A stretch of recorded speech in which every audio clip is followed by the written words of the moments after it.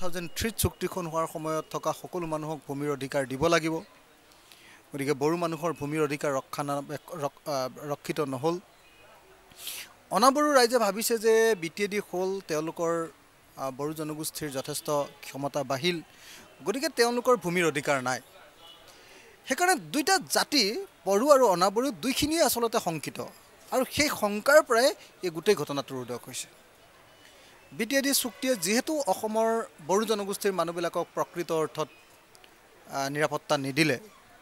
সামাজিক নিৰাপত্তা অৰ্থনৈতিক নিৰাপত্তা ৰাজনৈতিক নিৰাপত্তা নিদিলে গতিকে সেইটোৰ বিৰুদ্ধে মানুহৰ যিটো ক্ষোভ আছিলে সেইটোক নাইকিয়া কৰিবৰ কাৰণে সেইটোক ধ্বনি কুঁৱলী কৰি দিবৰ কাৰণে আৰু মানুহৰ ক্ষোভটোক অন্যফালে চেনেলাইজ কৰিবৰ কাৰণে মই ভাবোঁ যে বড়ো ৰুলিং ক্লাছে এই সংঘৰ্ষত যথেষ্ট অৰিহণা যোগাইছে সেইটো এটা বেছিক কথা বুলি ভাবোঁ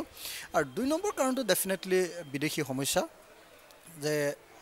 বিটিএডি বা অসমৰ বিভিন্ন অঞ্চলত বা ট্ৰাইবেল বেল্ট এণ্ড ব্লকবিলাকত আচলতে কেনেকুৱা ধৰণৰ অধিকাৰ মানে ট্ৰাইবেলবিলাকৰ থাকিব লাগিছিলে ট্ৰাইবেলসকলৰ সেই অধিকাৰবিলাক ক্ষুণ্ণ হৈছে নাইকিয়া হৈছে গতিকে মানুহবিলাক ক্ষুণ্ণ হৈছে সেইটো এটা ডেফিনেটলি সেইটো এটা কাৰণ কিন্তু এতিয়া মই ভাবোঁ যে বিটিএডি এলেকাত গোটেই সমস্যাটো সংস্থাপনৰ সমস্যাটোৰ সমাধানৰ একমাত্ৰ এটাই ৰাস্তা আছে সেইটো হ'ল বিটিএডি চুক্তিয়ে যিহেতু 2003 বসবাস কৰা তাৰ চুক্তিৰ 3.4 অনুসৰি ধাৰা অনুসৰি ছেকশ্যন অনুসৰি যেটো কৈছিলে যে তাত 2003 বসবাস কৰা চুক্তিৰ সময়ত বসবাস কৰা প্ৰত্যেকজন মানুহক ভূমিৰ অধিকাৰ দিব তাত উচ্ছেদ কৰিব নোৱাৰিব গতিকে মই ভাবোঁ যে 2003 যিবিলাক মানুহ আছিলে সেইবিলাকক সকলোকে সংস্থাপিত কৰা দৰকাৰ 2003 কোন আছিলে কোন নাছিলে সেইটো ভোটাৰ লিষ্টৰ পৰা উলিয়াটো সম্ভৱ বা এনেকুৱা যিকোনো ধৰণৰ গভৰ্ণমেণ্ট ডকুমেণ্টৰ পৰা উলিওৱাটো সম্ভৱ সেই কামটো কৰিব লাগে কিন্তু আনডেমক্ৰেটিকেলি এতিয়া মই দেখিছোঁ যে আনডেমক্ৰেটিকেলি অট'ক্ৰেটিকেলি আচলতে গোটেই মুছলমান মানুহবিলাককে বিদেশী সজাই এতিয়া মানুহবিলাকৰ পুনৰ সংস্থাপনটো সম্পূৰ্ণৰূপে বিলম্ব কৰা হৈছে এইটো অগণতান্ত্ৰিক এইটো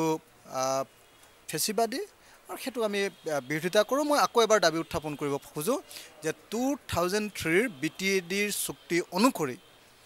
সেই সময়ত বসবাস কৰা সকলো মানুহৰ যেহেতু তাত বসবাসৰ ভূমিৰ অধিকাৰ আছে গতিকে সেই চুক্তি অনুসৰি পুনৰ সংস্থাপন হ'ব লাগে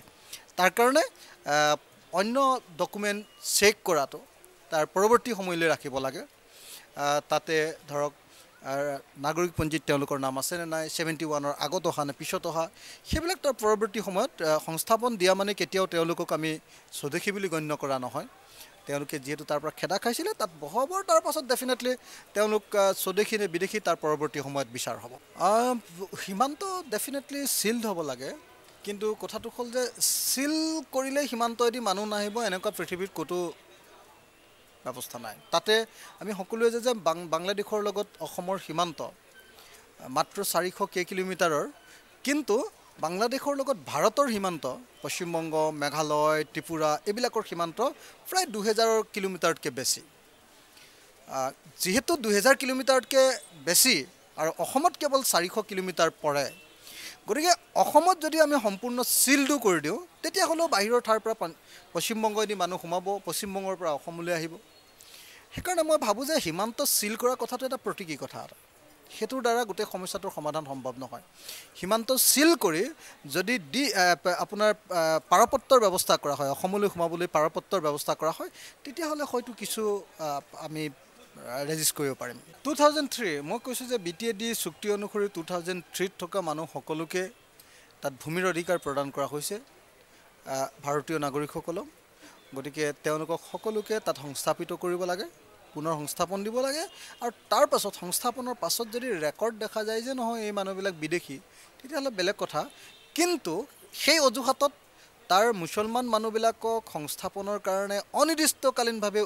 উলমাই ৰখাটো সম্পূৰ্ণৰূপে অগণতান্ত্ৰিক আৰু সেইটোৱে ডেফিনেটলি অসমৰ যি আমাৰ জাতি গঠন প্ৰক্ৰিয়া তাত ব্যাঘাত জন্মায়